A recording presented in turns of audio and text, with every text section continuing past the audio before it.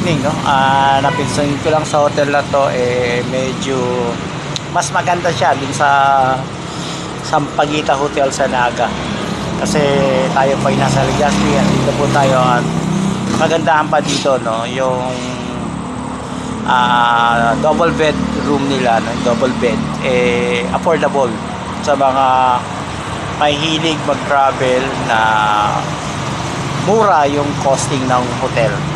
Actually 2 beds yan na agkakahalaga lang ng 900. Kaya guys, no, dito sa Legazpi, hanapin nyo lang po yung Sampaguita Hotel dito, mura, 900. At mas maganda siya at syempre yung mga receptionist magaganda rin. Kaya mamaya, no, i-tour ko kayo sa aming maliit lang yung kwarto niyan, kaya nga affordable. At meron din naman talaga silang mga gandang rooms. Yan. Kaya guys, later on punta tayo sa room kung saan kami naka-stay.